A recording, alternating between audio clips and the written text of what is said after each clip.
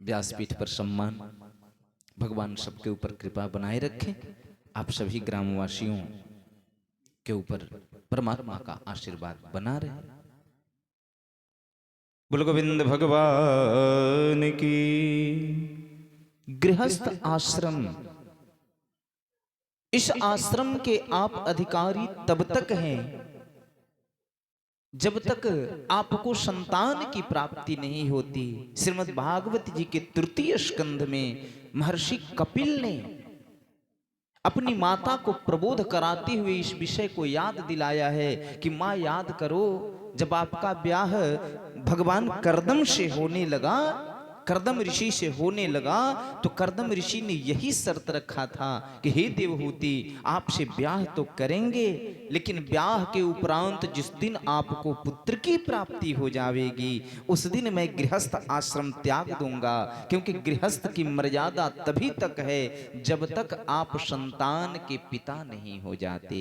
Gym ही आपके घर में संतान होता है, आप अब गृहस्थ पति नहीं रहे, आपकी पत्नी भी एक गृहस्थ पत्नी नहीं रही, आप दोनों अब माता और पिता हो गए। आप माता और पिता हो गए, इसलिए अब आपके ऊपर वानप्रस्थ आश्रम, तीसरे आश्रम का जो है दायित्व चला आता है। इसके धर्म भी बदल जाते हैं। जेन केन प्रकारेण, कैसे भी करके,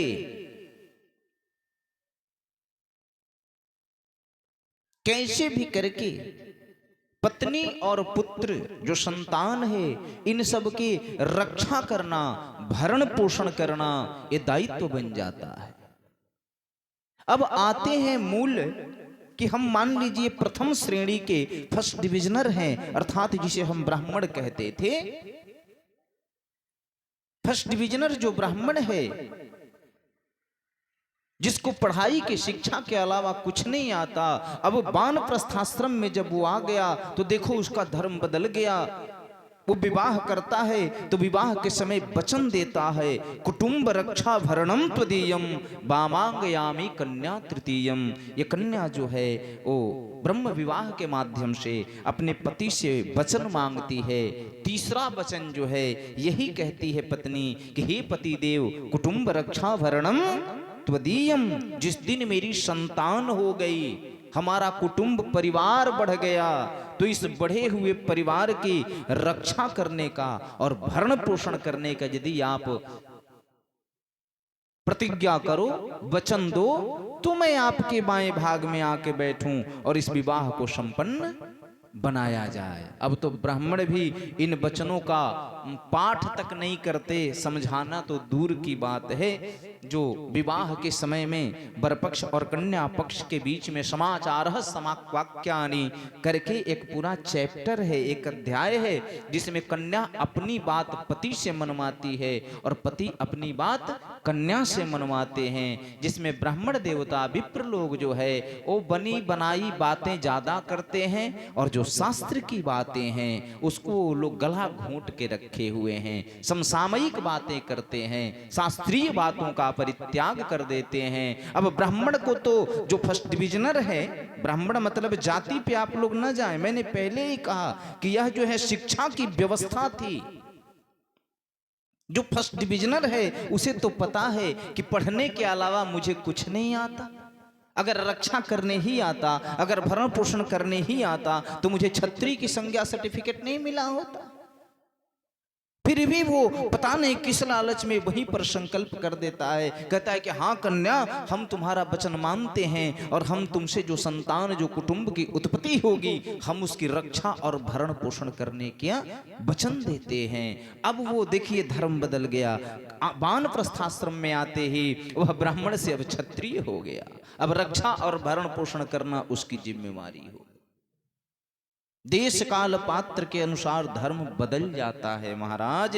इस चक्कर में, धर्म के चक्कर में बड़े बड़े ऋषि मुनि उलझ करके चित्त हो गए हैं। इसलिए बहुत अध्ययन करने के बाद गुरु कृपा से मेरे मन में जो सुझाव आया वो मैं बता रहा हूं कि कलौ कर्मो धर्म, इस कलयुग में कर्म ही धर्म है।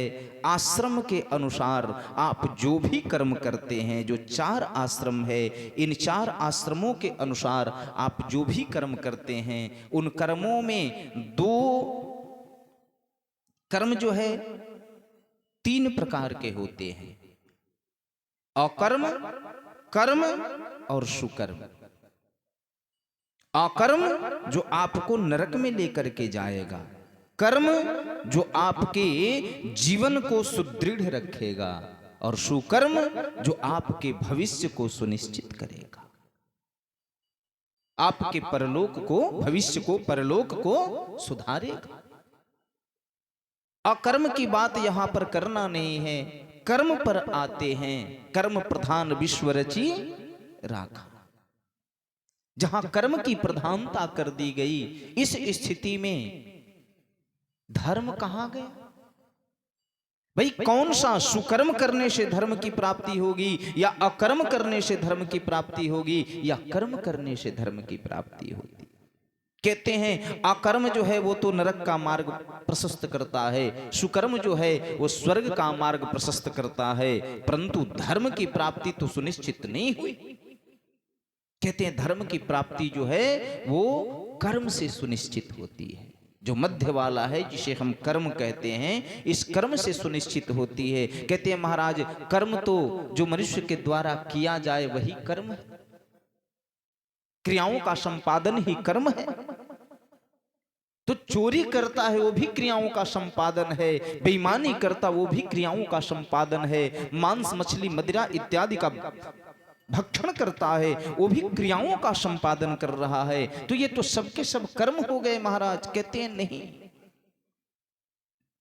शास्त्र विहित कर्म जो है वो सुकर्म है, और शास्त्र निषिद्ध कर्म जो है वो अकर्म है, और जग विदित कर्म जो है वह कर्म है। इन कर्मों को ईमानदारी पूर्वक जो आश्रम के अनुसार, देश काल पात्र के अनुसार आप लोग ध्यान देंगे, नहीं? ओम नमः शिवाय जपना ठीक है, पुण्य और धर्म में अंतर है, आप याद रखेंगे। ओम नमः शिवाय जपने का आपको पुण्य प्राप्त होगा, पुण्य और धर्म अलग अलग है। धर्म हेतु आपको क्या करना है, ये ओम नमः शिवाय, ये गंगा स्नान, ये सब आपको पुण्य की प्राप्ति कराएंगे आपके द्वारा, क्योंकि धर्म तो कलयुग में कर्म से ही प्राप्त होगा। कलौ कर्मो धर्मः, तो आपका जो कर्म है आश्रम के अनुसार, यदि ब्रह्मचारी आश्रम में है तो जो ब्रह्मचारी का कर्म है, जो कर्तव्य है, उसको ईमानदारी पूर्वक यदि आप करते हैं तो यही धर्म का मार्ग है। याद रखिए, धर्म प्राप्ति के लिए आपको दूसरा कुछ नहीं करना। जिस आश्रम में आप हैं, अगर ब्रह्मचर्य आश्रम में हैं, अगर गृहस्थ आश्रम में हैं, अगर वानप्रस्थ आश्रम में हैं, या फिर संन्यास आश्रम में हैं, जिस भी आश्रम में हैं, अपने कर्म को ईमानदारी पूर्वक करना ही आपका धर्म का मार्ग प्रशस्त करेगा। इसके अलावा धर्म प्राप्त करने का कलयुग में कोई भी उपाय नहीं है।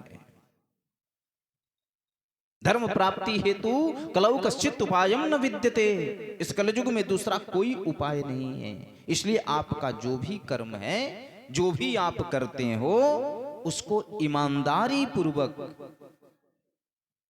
आप करना प्रारंभ करो। आपका यह कर्म जो है वो आपको धर्म की प्राप्ति कराएगा, अन्यथा धर्म को ढूंढते रह जाओगे। धर्म तो बदलता रहता है, ये संसार सरकता रहता, चलता रहता, धर्म जो है बदलता रहता। यही प्रकृति का नियम है, परिवर्तन ही संसार का मूल है। एक धर्म जिसको पकड़ के बैठे हो, युग परिवर्तन होते ही वह धर्म बदल जाएगा। नीति नहीं बदलती पर धर्म बदल जाता है। अभी आपको समझाया कि धर्म कैसे कैसे बदल रहा है। देखिए, धर्म परिवर्तित हो जाता है। अब धर्म भी अगर हम कहें तो लोग इसको दूसरे हिसाब से इतनी विकृत हो चुकी है हमारी मस्तिष्क की। जैसे हम ब्राह्मण क्षत्रिय कहें, लोग जातिवाद पे उतर जाते हैं। जब हम धर्म की बात कहते हैं, हिंदू मुस्लिम पे उतर जाते हैं। दिमाग में कचड़ा भरा हुआ है, एकदम दिमाग में गंदगी भरा हुआ है। धर्म का मतलब कर्मो धर्म है, आपका कर्म ही आपका धर्म है। अगर किसी ने कहा धर्म तो समझो कि आपकी क्रिया से असंतुष्ट है। आप जो काम कर रहे हो, जो कर्म कर रहे हो, इससे वो असंतुष्ट है, इसलिए धर्म का नाम ले रहा है। धर्म पूर्वक बोलो। कौन से धर्म पूर्वक? हिंदू धर्म या मुस्लिम धर्म पूर्वक? क्या व्याख्या होगा इसका? अगर कोई कहता है कि धर्म पूर्वक बोलो कि तुम सत्य बोल रहे हो या झूठ, इस धर्म का क्या अर्थ लगाते हैं आप? कौन सा धर्म? सिख धर्म, ईसाई धर्म, हिंदू धर्म, मुस्लिम धर्म, पारसी धर्म, कौन सा धर्म? कोई धर्म नहीं, ये सब पंथ है। ये सब पंथ है। मूल धर्म आपका कर्म है। अगर कोई कहता है कि धर्म पूर्वक बोलो, अर्थात ईमानदारी से बोलो। कलयुग में निष्ठा, ईमानदारी ही सबसे बड़ा धर्म है। इस धर्म से जो च्युत हो गया, जो विहीन हो गया, वो पुण्य तो प्राप्त कर सकता है, पर धर्म का दर्शन कदापि नहीं होगा। धर्म का दर्शन नहीं होगा। बोलो गोविंद भगवान की। सुखदेव जी महाराज कहते हैं, ये मेरा धर्म है।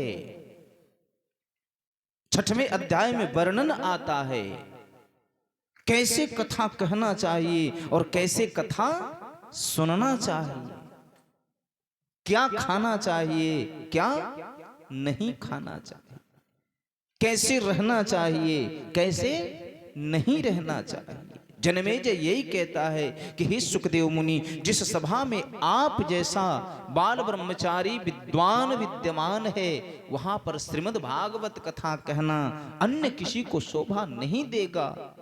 क्यों? क्योंकि श्रीमद् भागवत कथा भी जो है वो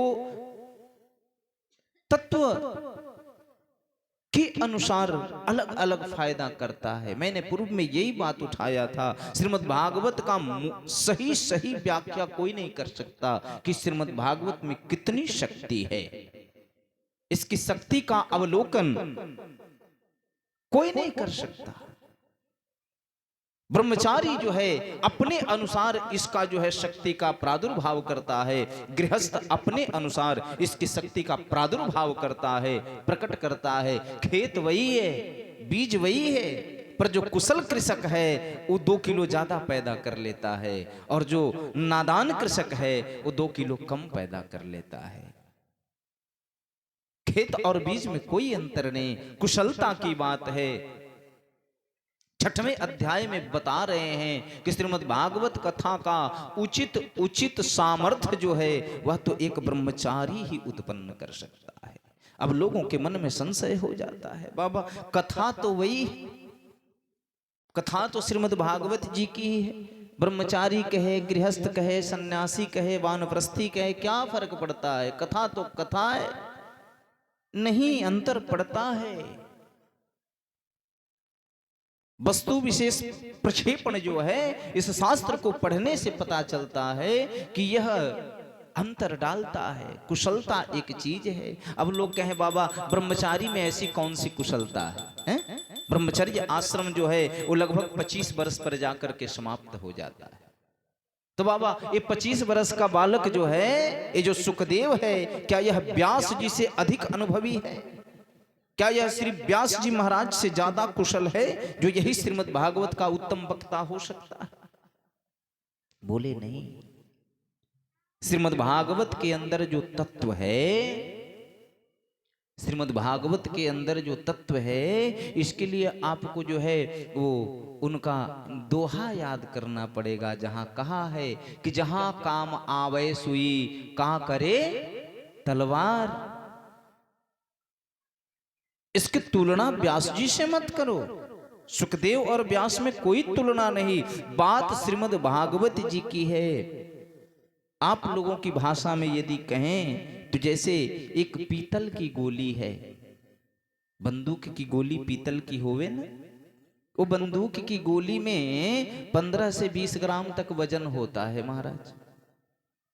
तो 15 से 20 ग्राम का गोली ऐसे उठा के हाथ से किसी को मार दो तो चोट तो लगेगा उसको, काहे कि पीतल की गोली है, धातु की गोली है और 20 ग्राम वजन भी है। कितना बल लेके आप मारते हो उसके अनुसार द्रव्यमान उसका बढ़ता जाएगा और उतने बढ़ते हुए द्रव्यमान से जाकर वह जो है चोट लगेगा, पर व्यक्ति मरेगा नहीं। चोट लगेगा, सिरों पे लगे तो फूट सकता है, पर मृत्यु नहीं होगी। उसी बंदूक की गोली को गुर्देल में लगा के मारो तो हाथ के मारने से ज्यादा चोट लगेगी। हाथ से मारने से, एक ऐसे हाथ से चला के मारो, दूसरा गुर्देल में लगा के मारो और तीसरा बंदूक में लगा के मारो। गोली तो वही है महाराज, गोली की प्रकृति में कोई अंतर नहीं है, पर जैसे प्रक्षेपण हो रहा है हाथ से चलाकर, गुर्देल से चलाकर, बंदूक से चलाकर, इस प्रक्षेपण की विधि में जो तत्व प्रयोग किया गया, जो अस्त्र प्रयोग किया गया, उसका महत्व हो जाता है। बंदूक से चलाई हुई गोली जो है वो प्राण निकालने में सक्षम होती है, पर गुर्देल से चलाई हुई गोली जो है वो प्राण निकालने में सक्षम नहीं है। हाथ से चलाई गोली प्राण निकालने में सक्षम नहीं है। वैसे ही यह श्रीमद् भागवत कथा है, गृहस्थ के मुंह से निकले, वानप्रस्थ के मुंह से निकले तो हाथ से चलाई हुई, गुर्देल से चलाई हुई गोली की तरह हो जाती है। पर यही श्रीमद् भागवत कथा जब किसी ब्रह्मचारी के मुंह से निकले तो बंदूक से निकली गोली की तरह काम करती है, बंदूक से निकली गोली की तरह काम करती है। इसका सही सही सामर्थ्य जो है, अब एक गोली में कितनी ताकत है हाथ से चलाकर मारने वाले को क्या पता, गुर्देल से चलाकर मारने वाले को क्या पता, इस बंदूक की गोली की ताकत कितनी है, इसका सही सही आकलन तो जो भाई बंदूक रखा है, राइफल रखा है, उसी को पता है कि भाई इसमें कितना ताकत है। ये तो हाथी को भी गिरा सकता है, ये तो शेर को भी गिरा सकता है। उसी प्रकार एक ब्रह्मचारी को पता है कि श्रीमद् भागवत की शक्ति क्या है, इससे क्या हो सकता है। जन्मेजय जी महाराज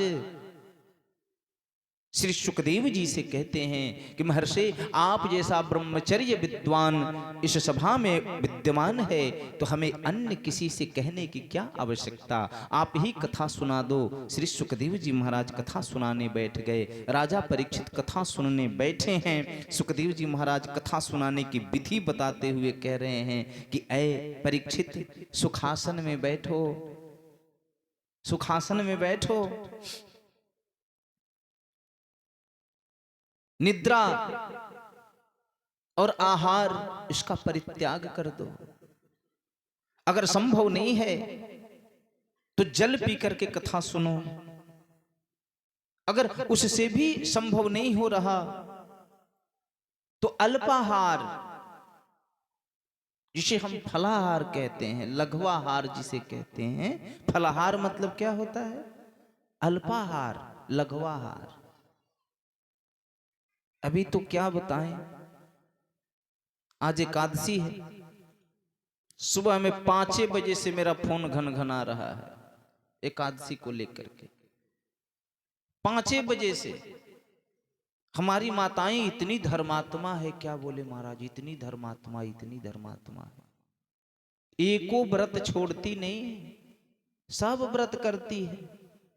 एक मैया दिन भर में 4 गो रोटी खाती हो, 4 गो रोटी छोड़ के 3 किलो सेव खाना शुरू कर दिया और कहती है कि हम व्रत में। बाबा आज एकादशी का व्रत है।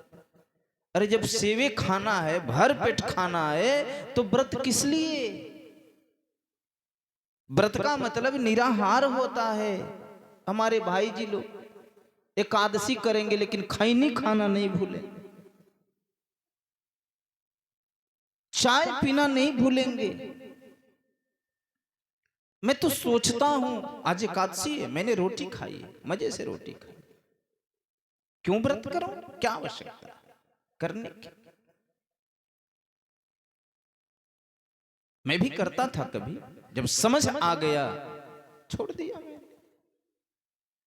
एकादशी का व्रत करने से जो वैष्णव है एकादशी नहीं करेगा तो नरक में जाएगा। तो ऐसे कौन सा स्वर्ग में जाएंगे? अपने कर्म तो देखो कि तुम्हारा कौन सा ऐसा कर्म है। हाँ, अगर कहीं शास्त्र में वर्णन हो कि माता पिता को कष्ट देने के बाद, पत्नी को कष्ट देने के बाद भी, पराये किसी को भी परपीड़ा देने के बाद भी अगर एकादशी करने से वो सारे पाप कट जाते हो तो जरूर एकादशी करना। पर कहीं इसको पढ़ लो पहले कि अगर कहीं ऐसा लिखा हुआ है कलौ कर्मो धर्म, धर्म की प्राप्ति करनी है तो केवल कर्म करो, केवल कर्म करो। मैं एकादशी के व्रत का विरोध नहीं कर रहा, पर जब व्रत किए ही हैं, व्रत मतलब क्या होता है? संकल्प। व्रत मतलब संकल्प। वीरता का व्रत ले वीर व्रती, व्रत ले संकल्प ले। ऐ वीर व्रती तू वीरता का संकल्प ले। व्रत का मतलब होता है संकल्प। अब माता जी लोग और हमारे भगत लोग पता नहीं क्या संकल्प लेते हैं उस दिन, ये तो मुझे नहीं पता कि एकादशी को क्या संकल्प करते हैं। मुझे बस यही लगता है कि ये लोग सुबह सुबह यही संकल्प करते हैं आज एकादशी है, रोटी भात नहीं खाएंगे। दिन भर भात खाने वाले खाली एकादशी के दिन भात मना करते हैं। देखो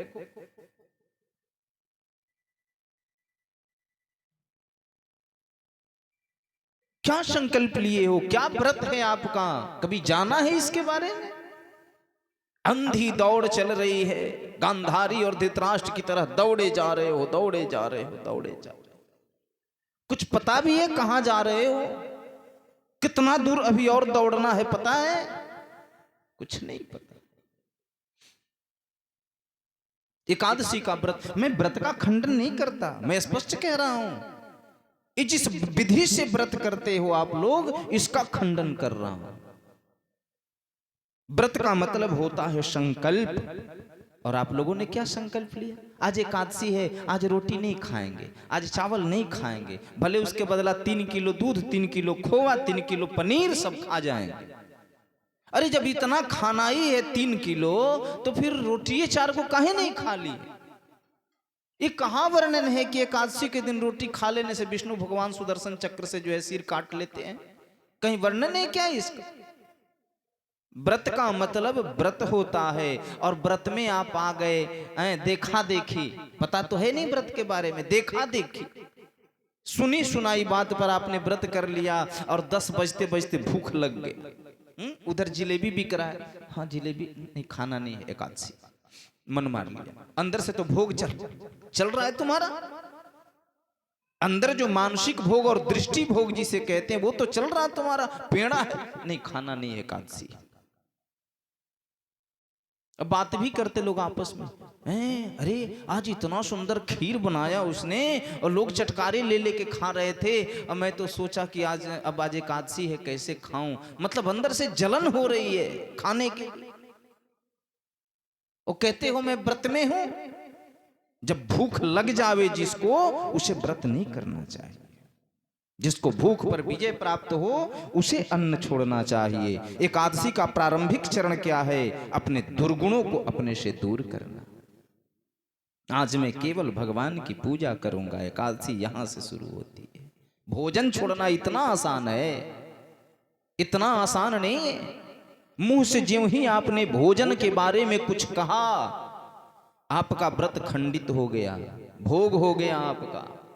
भोजन के बारे में, भोग के बारे में वाचिक आपने अभी कल ही तो समझाए, मन में स्मरण किया तो कलयुग में वो कट जाएगा। लेकिन मुंह से यदि आपने भोजन के बारे में बात भी किया, आपका व्रत खंडित है। आपने भोग किया, हाँ, किसी भी शास्त्र से मेरी बात का खंडन करके देखना आप लोग कि ना बाबा आप गलत कह रहे थे। आप देखना, क्योंकि कलयुग ने बस इतना कहा है कि मन के पाप को मैं काट दूंगा। जो आप बोल देते हो ना भोजन के विषय में, अब ये मत कहना कि ना बाबा एकादशी के दिन हम खाए पिए की बात नहीं करते। इतना बड़ा झूठ हजम नहीं होगा हमसे। सब करते हो, खाने पीने की बात सभी करते हो। चाय कैसे बनता है कभी जाना है? ये जो आप व्रत में आप लोग चाय पीते हो, एक बात बताओ, पढ़े लिखे लोग भी हैं यहाँ, एक तो है हमारे पास प्रोफेसर साहब, डॉक्टरे हैं, ये पेड़ पौधे हरे क्यों होते हैं? ये पेड़ पौधे जो है हरे क्यों होते हैं? क्लोरोफिल जो हरे रंग का होता है ना डॉक्टर साहब, क्लोरोफिल के माध्यम से इसकी पत्तियां हरी दिखाई देती है। अगर क्लोरोफिल नहीं रहता तो ये हरी नहीं दिखाई देती। और ये प्रकाश का सबसे बड़ा अवशोषक है, ग्रीन कलर क्लोरोफिल जो है वो प्रकाश का सबसे बड़ा अवशोषक है। सूर्य से भोजन लेता रहता है। ये क्लोरोप्लास्ट ऊपर जो छोटे छोटे छिद्र हैं इन हरे हरे पत्तों पर, दैट्स कॉल्ड क्लोरोप्लास्ट, उससे ये भोजन ग्रहण करते हैं। अब ये हरा हरा क्लोरोफिल जो है वो चाय का लाल रंग कैसे बन जाता है? कभी सोचा है कि पेड़ पर सदैव हरा रहने वाला पत्ता, बगीचे में उत्पन्न हरा रहने वाला पत्ता पकने के बाद लाल कैसे हो जाता है? वो तो दूध डाल के उसके लाली को आप अलग करते हो। सोचना इसको और तब समझना कि चाय पीना चाहिए कि नहीं पीना चाहिए, तब विचार करना। ये सदैव हरा रहने वाला चीज जिसका प्रकृति ही हरा रहना है, जो अगर हरा ना हो तो फिर सूर्य का प्रकाश अवशोषित न कर पावे, हैं? और वो हरे रंग का चाय का पत्ती जो है, चाय का बगान देखें आप लोग, हरी हरी पत्तियां, और ये उबालने पे लाल हो जाती है। समझना इसको। व्रत में है, व्रत में रहें। कहते हैं सुखदेव जी, हे राजन, निराहार रह के कथा सुनो। अगर संभव नहीं है निराहार रहना तो केवल जल पी के कथा सुनो। अगर वो भी संभव नहीं है तो लघवाहार लेकर के कथा सुनो। लघवाहार का मतलब क्या होता है? जितना आपका भोजन करने का क्षमता है उसका 1/4 को हम लघवाहार कहते हैं। अगर 4 रोटी आप खाते हो और 50-50 ग्राम की अगर रोटी है तो आपको केवल 50 ग्राम छेना या पनीर खाना है। 1/4 अंश खाने को लघवाहार कहते हैं। और जीने के लिए इतना बहुत है। 2 रोटी और दाल या दूध खा लेने के बाद डॉक्टर साहब व्याख्या करेंगे कि कितना कैलोरी बनता है। हम 20-20 गो रोटी कैसे खा जाते हैं पता है? क्योंकि हमें भोजन करने नहीं आता। एक पूरा ग्रंथ है जिसका नाम है आहारोपदेश, जिसमें यह बताया गया है कि कैसे भोजन करना चाहिए और क्या भोजन करना चाहिए। ये ग्रास मुद्रा, हस्त प्रहस्त मात्रेण, ये प्लहस्त मात्र, ये ग्रास मुद्रा, ये 4 अंगुलियों के मध्य में ये अंगुली भी हटा देना है, ये अंगुली भी हटा देना है। ये 2 अंगुलियों में 3-3 पोर है यहाँ, इसमें नीचे का 1 पोर छोड़ देना है। और इस तीर्थ से, जिसको हम ब्रह्म तीर्थ बोलते हैं, ये 2 जो पोर है इस पे जितना भोजन अटे इतना ही एक बार में डालना चाहिए। केवल 2 पोर के बराबर इतना बड़ा टुकड़ा ही जो है एक बार में ग्रास अंदर जाना चाहिए। और एक बार जो अंदर चला गया यह 24 से 28 बार इसको चबाना चाहिए, तब जाकर आपका भोग पूरा हुआ। और 3 रोटी खा करके हमको दिखाइए। अगर 3 रोटी 4 रोटी से ज्यादा खा गए तो कहिए, पर जो विधि है उस विधि का तो पालन कीजिए। भगवान ने हमको उधर से बना के भेजा है क्या? इस संसार में 3 तरह के जीव होते हैं। एक फूड चेविंग एनिमल, परमात्मा ने जो बना के भेजा, फूड चेविंग एनिमल। दूसरा फूड सॉकेट एनिमल, और तीसरा फूड सॉलेन एनिमल। अर्थात भोजन को चबा करके खाना, भोजन को निगल करके खाना, और भोजन को सोख करके चूस करके खाना। आप जो गन्ना खाते हो वो फूड सॉकेट है।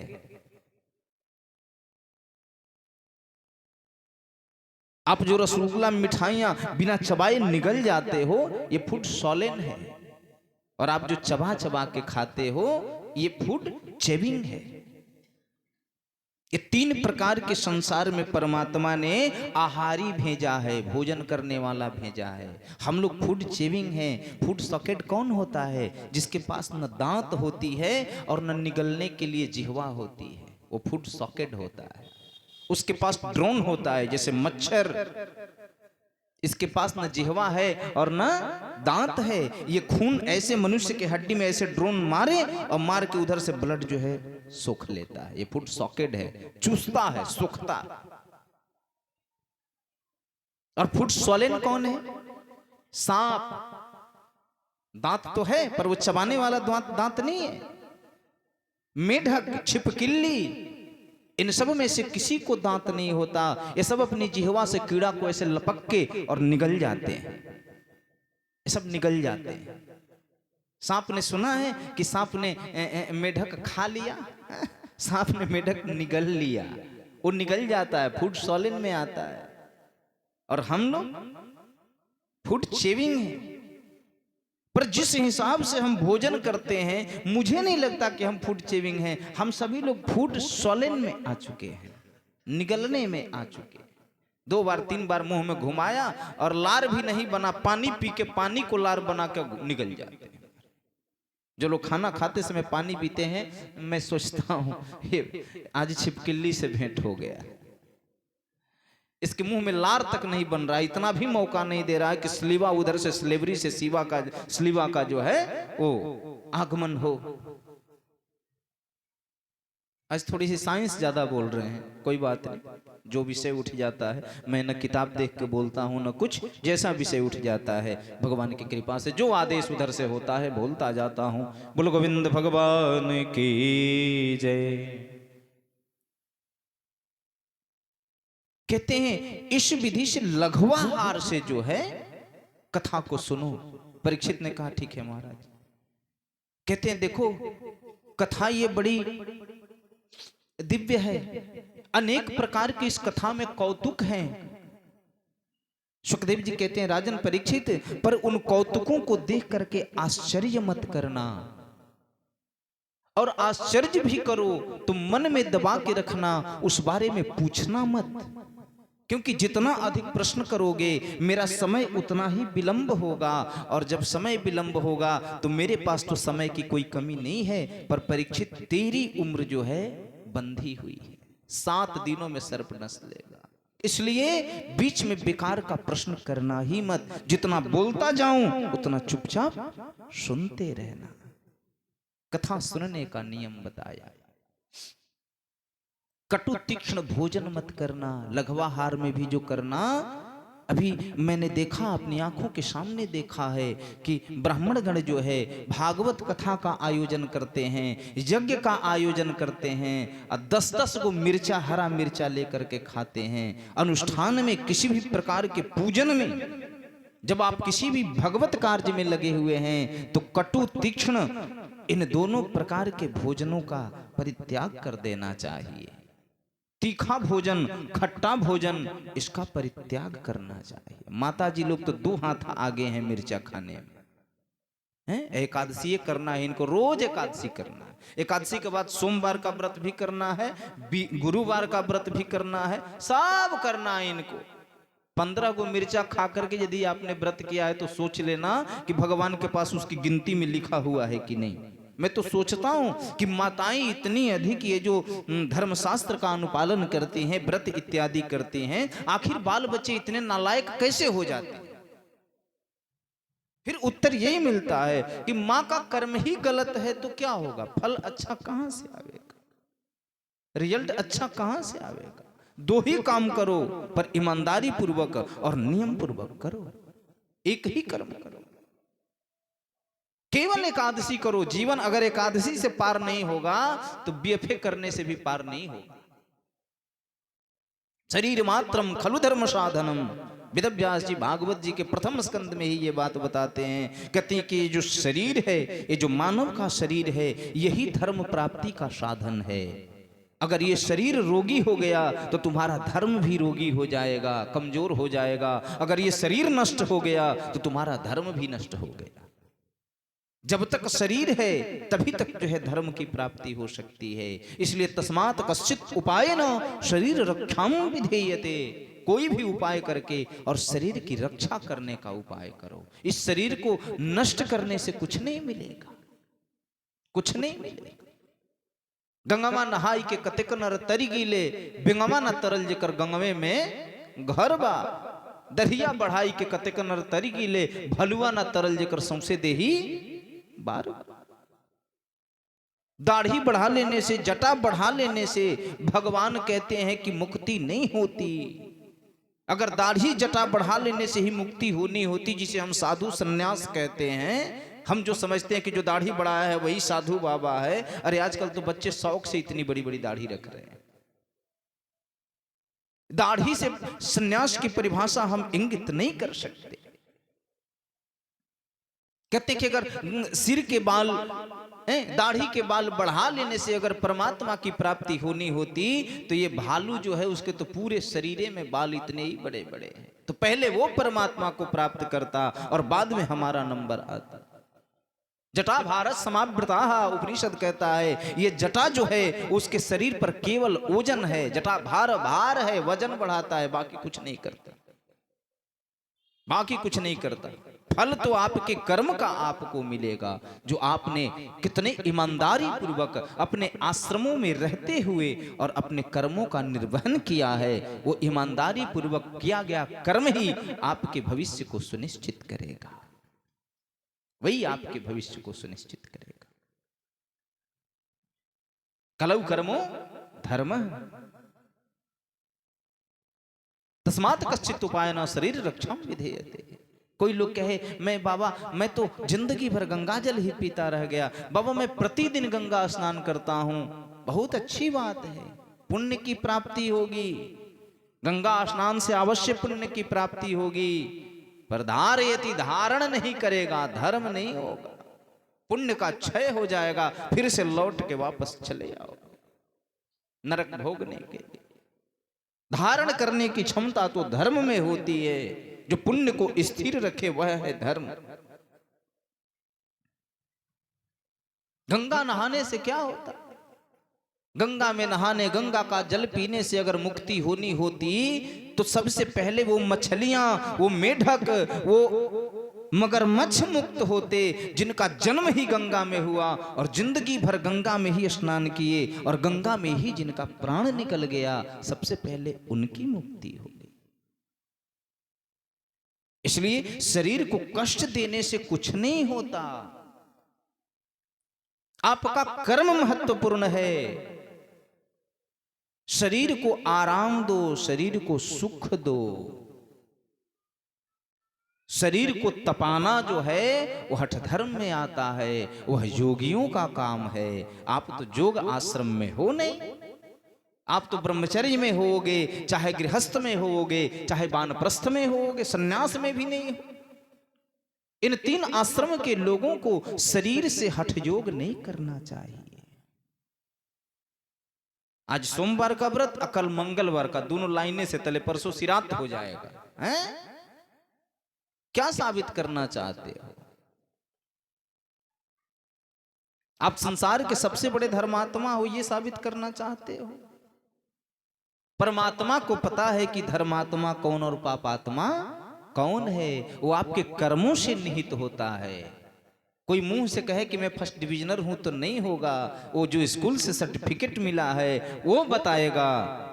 तुम जो शिक्षा अध्ययन कर रहे हो वो बताएगा कि तुम फर्स्ट डिविजनर हो कि नहीं हो। तुम्हारा कर्म बताएगा कि तुम धर्मात्मा हो या पापात्मा हो।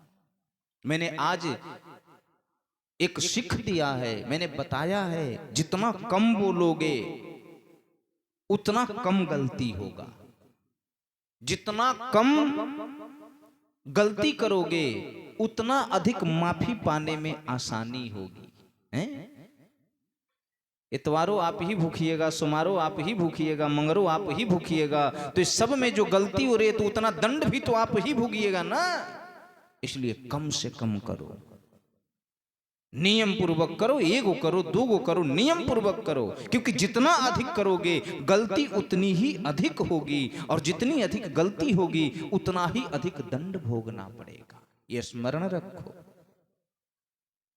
पति जो है भोजन के लिए तड़फड़ा रहा है और पत्नी जो है हाथ में डोलची लेकर के काली मैया के भगवती स्थान में जाकर के जल गिरा रही है और ऊपर से सोचती है कि इससे मुझे धर्म की प्राप्ति होगी।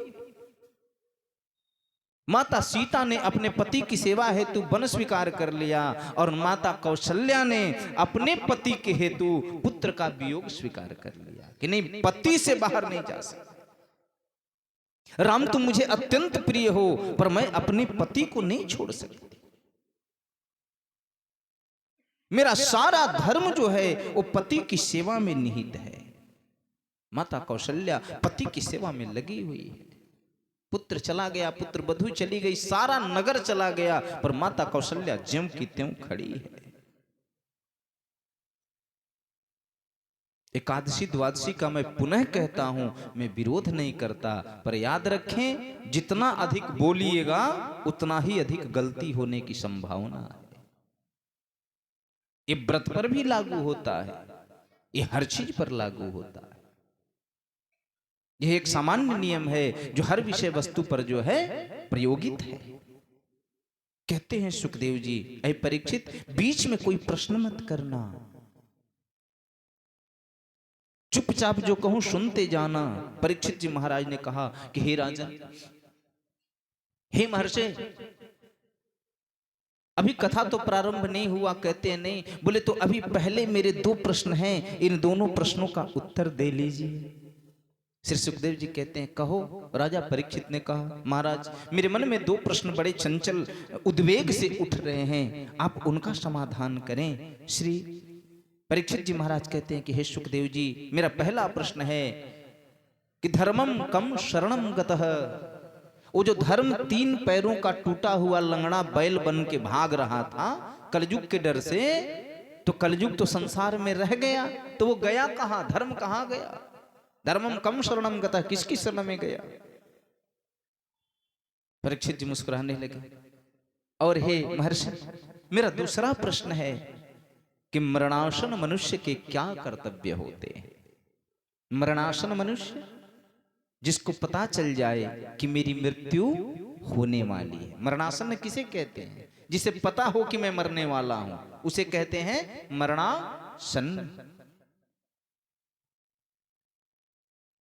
मुस्कुराने लगे राजा परीक्षित की ये बात सुनकर के। सुखदेव जी बोले परीक्षित, तेरा यह प्रश्न जो है साधुगुण संपन्न है, इसमें साधुत्व दिखाई दे रहा है। संत जो है सदैव पर पीड़ा से पीड़ित रहता है, दूसरे के दुख को देख करके द्रवित होता रहता है, उसका मन बड़ा कोमल होता है। संत हृदय नवनीत समाना, मक्खन के जैसा, जरा सा गर्मी पावे, दूसरे का दर्द पावे, वो पिघलने लगता है और उसके दुख को दूर करने के उपाय में लग जाता है। यही संत का लक्षण है। ये पीले कपड़े पहन लेने से कोई संत नहीं हो जाएगा, दाढ़ी बढ़ा लेने से, आश्रम में चुपचाप बैठ जाने से, दिन भर भगवान का घंटा बजाने से भी कोई संत नहीं होगा। पुजारी हो सकता है, सेवक हो सकता है, संत नहीं हो सकता।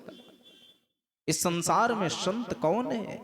कई सारी श्रेणियां हैं। सन्यास, एक सन्यासी की कई सारी श्रेणियां हैं, ब्रह्मचारी की कई सारी श्रेणियां हैं, संतों की कई सारी श्रेणियां हैं, सब अलग अलग है महाराज। इस संसार में साधु कौन है?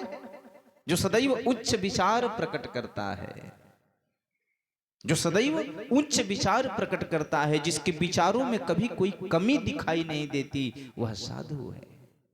संत कौन है? जो सदैव दूसरों के दुख से दुखी हो जाता है, जो दूसरे का कष्ट देख करके और द्रवित होने लगे, उसकी आंखों में आंसू आ जावे, वो भगवान से प्रार्थना करने लगे कि हे भगवान, इसके दुख को दूर करने का कोई तो उपाय होगा, इससे अगर नहीं होगा भगवान मैं करूंगा, उस उपाय को बताओ। समझो व्यक्ति संत हो गया।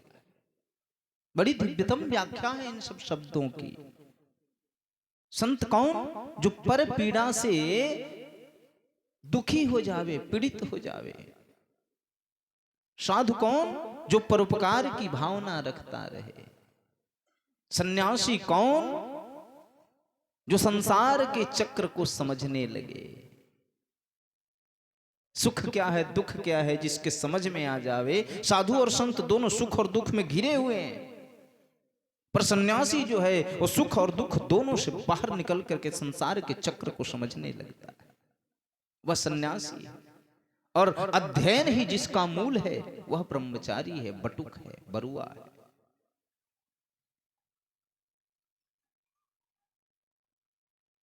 ब्रह्मचारी कभी साधु नहीं हो सकता, साधु कभी संत नहीं हो सकता, संत कभी सन्यासी नहीं हो सकता। ये सब अलग अलग है। भगवत प्राप्ति के 3 मार्ग हैं, ज्ञान मार्ग, उपासना मार्ग और क्रिया मार्ग। दशरथ जी महाराज को 3 पत्नियां हैं, राजा थे 50 को ब्याह कर सकते थे। 3 पत्नियां। उद्देश्य समझे, दशरथो वेदः। दशरथ कौन है? साक्षात वेद ही दशरथ है।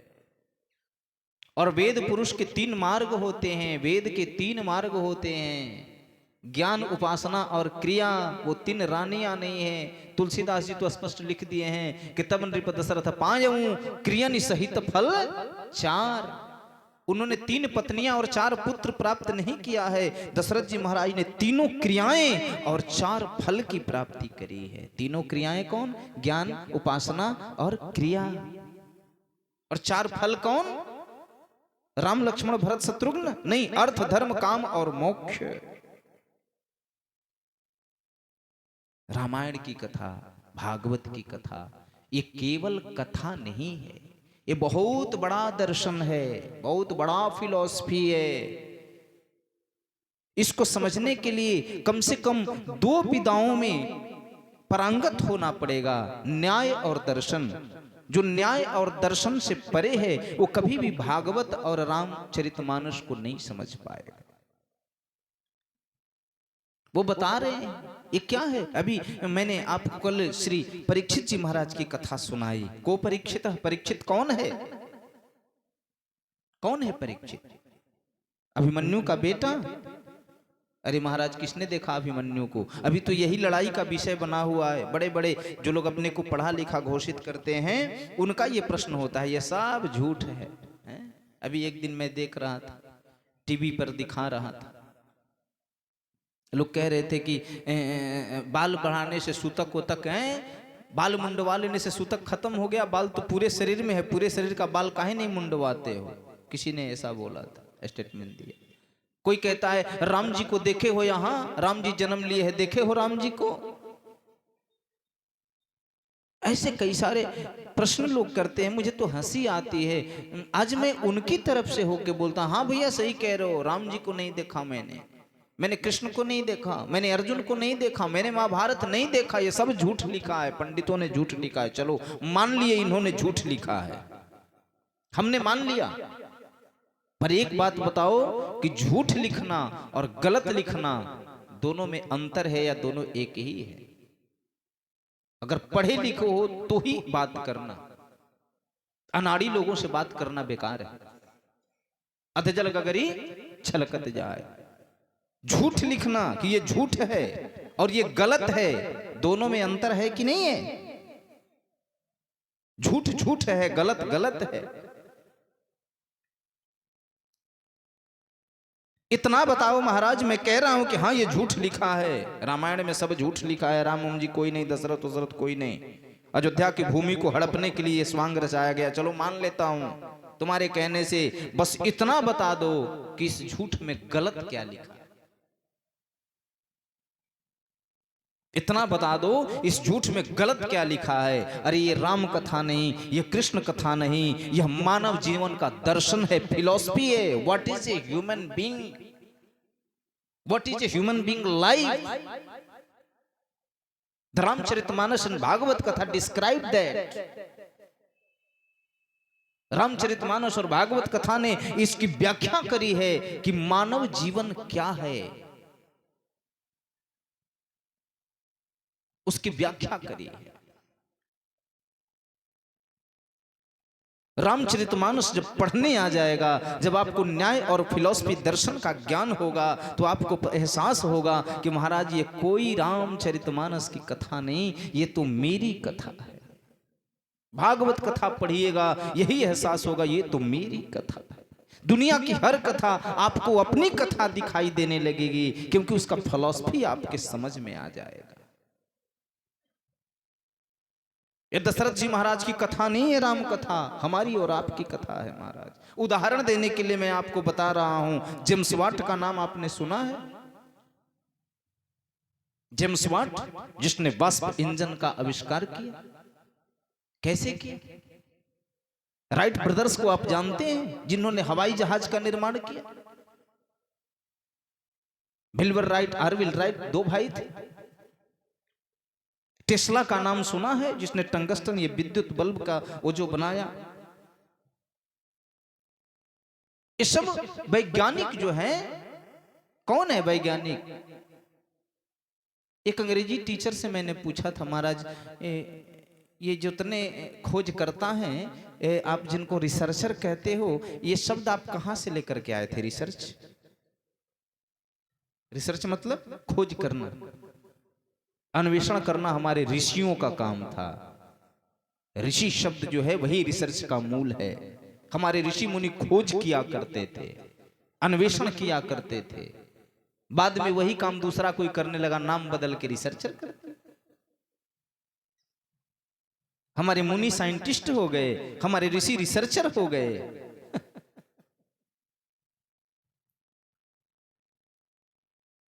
जेम्स वाट ने देखा, उसकी माँ भोजन पका रही थी और जो पतीला था उसके ऊपर जो ढक्कन था, उसने देखा कि वो जो है हिल रहा है। माँ से पूछा, माँ क्यों? माँ ने बताया, अंदर जो वाष्प बन रहा है ना, वाष्प जो बन रहा है, उसके कारण उसका ढक्कन जो है हिल रहा है। इसका मतलब क्या हुआ? तो माँ ने समझाया, बेटा इसका मतलब हुआ कि वो वाष्प जो है इस ढक्कन से बलवान हो जा रहा है।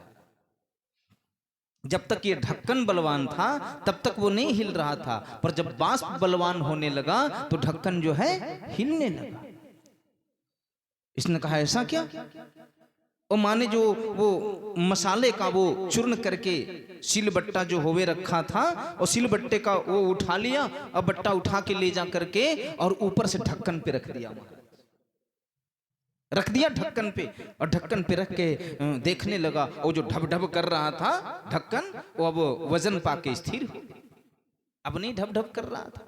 पर 5 मिनट बीतने के बाद फिर से वो ढब ढब करने लगा। वाष्प की शक्ति नीचे जैसे जैसे बढ़ती जा रही थी, वो ढक्कन को अब सिलबट्टा को लेकर के ढक्कन ऊपर ऐसे फट फट करने लगा। इसने उस पे और वजन बढ़ाया, 5 मिनट और रुका, पर फिर से ढक्कन जो है फेंकने ही लगा। जेम्स वाट समझ गया कि वाष्प के सामने आप कितनी भी ताकत लगाओ, उससे जीत नहीं पाओगे, स्टीम से आप जीत नहीं पाओगे। इसने जाके लोगों से कहना शुरू किया, इस दुनिया में बहुत शक्तिशाली एक तत्व है जिसका नाम है स्टीम, वाष्प। पर कोई नहीं मानता था, कोई नहीं मानता था। बहुत चिल्लाया, बहुत लोगों से कहा, पर कहने का कोई फायदा नहीं हुआ। फिर इसने सोचा कि मुझे संसार में कुछ करके दिखाना पड़ेगा, क्योंकि लोग जब तक करके नहीं दिखाओगे भरोसा नहीं करेंगे। तो इसने उस वाष्प की शक्ति की, स्टीम की शक्ति का इसने जो है डायग्राम, ब्लूप्रिंट बनाना शुरू कर दिया। वाष्प ऐसे ऐसे ताकत, इसकी ताकत को उकेरने के लिए ऐसे ऐसे मशीन, वो सब लगा उस पर रिसर्च करने। कमरा बंद कर लिया और बंद कमरे में किसी से न मिलता न जुलता, और रिसर्च करना शुरू किया, ब्लूप्रिंट तैयार कर लिया और उसके बाद मशीन बना दिया। पहले ब्लूप्रिंट तैयार किया और उसी ब्लूप्रिंट के आधार पर उसने मशीन बनाया, वाष्प शक्ति को दिखाया। तब लोगों को भरोसा हो गया कि स्टीम में बहुत वजन है, बहुत ताकत है, ये ट्रेन को खींच सकती है, स्टीम में बहुत ताकत है। तब लोगों को भरोसा हुआ। और जेम्स वाट की ये कहानी जो है हम बड़े चाव से पढ़ते और सुनते हैं, पर अपने पास दिमाग तो है नहीं। अंग्रेजों ने सारा दिमाग निचोड़ लिया है अंग्रेजी पढ़ा के। रामायण में भी तो यही लिखा हुआ है। रामायण में क्या लिखा? दशरथ जी महाराज को पहले ब्याह हुआ कौशल्या से, पर संतान नहीं हुआ। कौशल्या कौन है? ज्ञान है। मैंने बताया क्रियन सहित फलचार, ज्ञान, उपासना और क्रिया। ये 3 रानियां ने 3 क्रियाएं हैं जीवन की। जेम्स वाट के जीवन में पहले ज्ञान आया कि वास्तव में बहुत ताकत है, पर कोई फायदा नहीं हुआ, कोई माना नहीं उसकी बात। जैसे कौशल्या से विवाह हुआ पर कोई फायदा नहीं, फल नहीं मिला, अर्थात संतान नहीं हुआ। फल को लिखा है संतान, फल नहीं हुआ। दोबारा सुमित्रा से विवाह हुआ, जेम्स वाट कमरे में बंद हो गया। ये उपासना है। ब्लूप्रिंट बनाया, पर खाली ब्लूप्रिंट बनाने से भी तो कुछ नहीं होता ना, कागज पर लिख के दे दीजिए, हैं? कागज पर लिख के दे दीजिए कि हाइड्रोजन के 2 अणु और ऑक्सीजन के 2 अणु मिल करके और जल बना देते हैं, पानी बना देते हैं, H2O। तो लिख देने से पानी बन गया? लिख देने से तो नहीं बनेगा। तो उपासना इसने तैयार कर दिया, ब्लूप्रिंट तैयार कर दिया, लेकिन उससे भी कोई फायदा नहीं है। कमरा खोल के लोहा लकड़ लाना पड़ेगा, मशीन बनाना पड़ेगा, तब जाकर लोगों को भरोसा होगा। दशरथ जी महाराज का दूसरा ब्याह भी फेल हो गया। उपासना, सुमित्रा, और तब आई कैकेयी। और जब कैकेयी आई, जेम्स वाट ने बंद कमरे में लोहे का जब मशीन बना दिया, तो महाराज उसकी पहले वाली ज्ञान पर भी लोगों को भरोसा हो गया, उसके उपासना पर भी लोगों को भरोसा हो गया, और उसकी क्रिया तो इंजन बन के सामने आ ही गई थी। उसकी तीनों बात पर लोगों को भरोसा हो गया, ज्ञान पर भी, उपासना पर भी और क्रिया पर भी। तीनों रानियों को लड़का हो गया, कौशल्या को भी, सुमित्रा को भी और कैकेयी को। हैं? फिलॉसफी जब तक समझ में नहीं आएगा, राम कथा जो है समझ में नहीं आएगी। अब फिलॉसफी तो कोई पढ़ता ही नहीं, न्याय तो कोई पढ़ता ही नहीं। अभी बच्चों को माता पिता खूब, बाबा बहुत खर्चा है बच्चे में, कितना खर्चा है? 50,000 है बाबा। क्या कर रहा है लड़का? बाबा इंजीनियरिंग कर रहा है। भाग तेरे, इंजीनियरिंग पढ़ के क्या करेगा? संसार के सूत्र के बारे में, जीवन के बारे में उसे कुछ भी पता नहीं चलेगा। अंधी दौड़ में दौड़ेगा और दौड़ते दौड़ते किसी दिन जो है ठोकर खा के गिर जाएगा। ये दुनिया की जो अंधी दौड़ चल रही है, करोड़ों अरबों लोग जो इस दौड़ में भाग लिए हैं, इसी में वो भी दौड़ेगा। स्पेशल तो कुछ नहीं, फिर काय का 50,000 खर्च कर? काय का 50,000? मूल पढ़ाई जो है दर्शन है, न्याय है, मीमांसा है, वेदों के जो 4 उपवेद हैं, ये सब मूल शिक्षा है। किसी भी चीज को समझने के लिए माँ क्या है, पिता क्या है, आज के बच्चों से पूछो, कुछ पता है उसको? एक मूर्ख ने टीवी पर ऐसा स्टेटमेंट दिया था कि महाराज खीर खाने से कहीं लड़का होता है?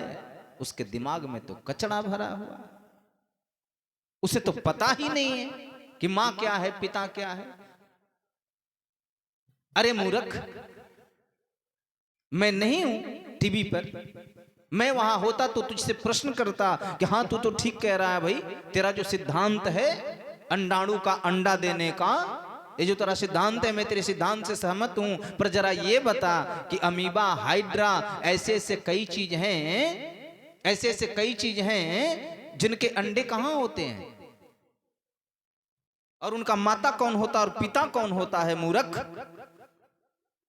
एक लाइन पढ़ लिया खाली, स्त्री पुरुष संबंध, और इसी पर थीसिस झाड़ रहा है।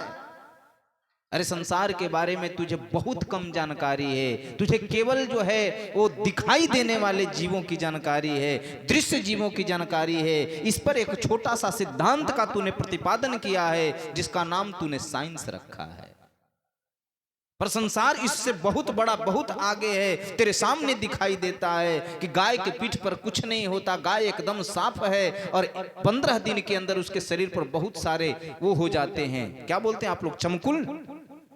कहां से आ गए वो? उसका माँ बाप कौन है? कौन है उसका माता पिता? जब वो अपने से हो सकता है तो खीर खाने से बच्चा क्यों नहीं हो सकता? खून पीने से बच्चा हो जाता है तो खीर में क्या कमी है? मूर्ख, प्रश्न कहने से पहले सोचा कर कि किससे प्रश्न कर रहा है। वैदिक सनातन धर्म से जब भी प्रश्न करेगा उल्टा मुंह की खाएगा। तेरा साइंस इतना छोटा है, इतना, तेरे साइंस में से 5 सवाल करेंगे और तू उल्टा लटक जाएगा। क्योंकि तू दर्शन नहीं पढ़ा है, तुझे फिलॉसफी का ज्ञान ही नहीं है। जिस दिन फिलॉसफी पढ़ेगा तब तुझे पता चलेगा। अभी तो साइंस में भी केवल 3 चीज पढ़ाया जाता है, बायोलॉजी, केमिस्ट्री और फिजिक्स, बस हो गया। और कोई कोई माता बहन लोग जो है आजकल नंबर उठाने के लिए थोड़ा सा एक साइकोलॉजी नाम का विषय है जो पढ़ाया नहीं जाता और चीट करके लिखवाया जाता है, उसमें खूब नंबर आता है, इसलिए वो लोग साइकोलॉजी कर लेते हैं नंबर उठाने के लिए। ये दर्शन शास्त्र का एक जरा सा टुकड़ा है जिसका नाम है साइकोलॉजी, मनोविज्ञान। बाकी साइंस से तो ले, अरे असली साइंस मीमांसा है, दर्शन है, न्याय है।